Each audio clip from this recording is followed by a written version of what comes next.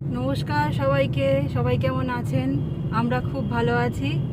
আর আজকে গাড়ি থেকে ব্লগটা চালু করলাম। আজকে রবিবার, সকাল সকাল বেরিয়ে পড়েছি। আজকে একটু ঘুরতে যাব। কোথায় যাব, কি কি করব সবটাই আপনাদের দেখাবো। আর এখন যাচ্ছি একটু শ্বশুরবাড়িতে। ভাই দাঁড়িয়ে থাকবে, একটুখানি মালপোয়া করেছিলাম সকালবেলা, ভাইকে দিয়ে ওখান থেকে বেরিয়ে যাব।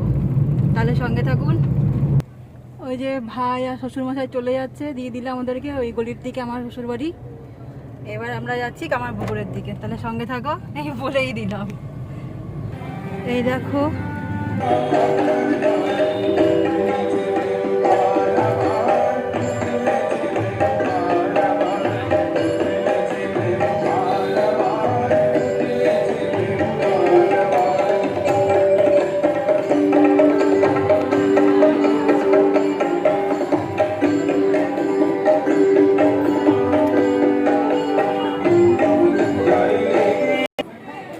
এই যে আমরা আজকে এসেছি কামারপুকুর জয়রামবাটিতে।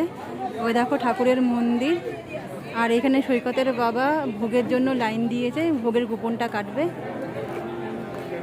অনেক লোকজন, রবিবার তো ভালোই লোকজন আছে। ওই যে সৈকতের বাবা, দেখো বেগুনি রঙের গেঞ্জি পরা আছে ও। আর আমি আর সৈকত এখানে দাঁড়িয়ে আছে। ওর কুপনটা কাটা হয়ে গেলে তারপরে মন্দিরের ওখানে তোমাদের ঘুরে দেখাবো। এই যে সৈকত দাঁড়িয়ে আছে এখানে।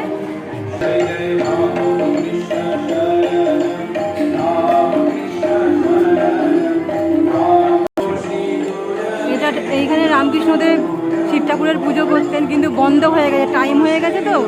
এই বৃষ্টির জন্য আটকে গেছিলাম, দাঁড়িয়েছিলাম, আসতে পারছিলাম না। আর এই যে ঠাকুরের বাড়ি, তোমরা দেখে নাও।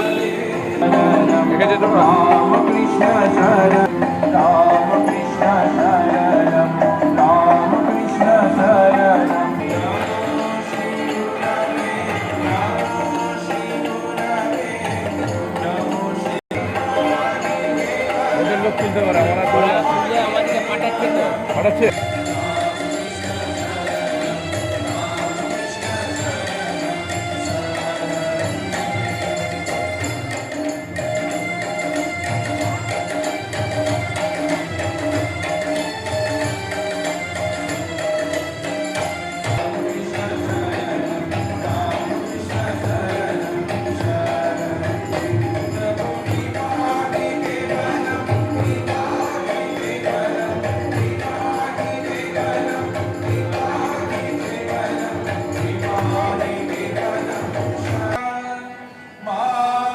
এখানে এত বক্সে গান বাজছে, এটা মানে নতুন চালু করেছে, সেই জন্য আমি কথাই বলতে পারছি না। আর আশা করি তোমাদের ঠাকুরের দর্শনটা আমি করাতে পেরেছি। সামনে এত ভিড় ছিল, ওই জন্য দর্শন করাতে পারছিলাম না। তো আজকে ভোগ খাবো, 12:30 থেকে ভোগ। আমরা কুপন কেটেছি। মন্দিরটা একটু ভালো করে তোমাদের দেখিয়ে দিই। আর এখন আমরা বেরিয়ে যাচ্ছি। ভেতরে তো ভিডিও করতে দেয় না, সেজন্য বাইরে থেকে একটু আপনাদের দেখিয়ে দিচ্ছি। ঠাকুরের ঘর, আপনারা এখান থেকে দর্শন করুন। আর এটা ঠাকুরের নিজের হাতে লাগানো আম গাছ, এখনো আছে। ওই যে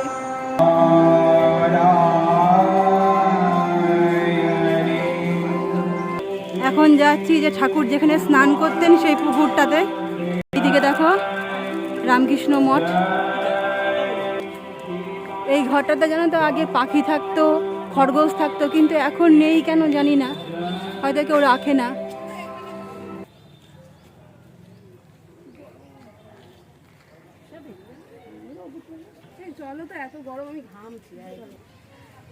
এটা হচ্ছে হালদার পুকুর, এখানে ঠাকুর স্নান করতেন।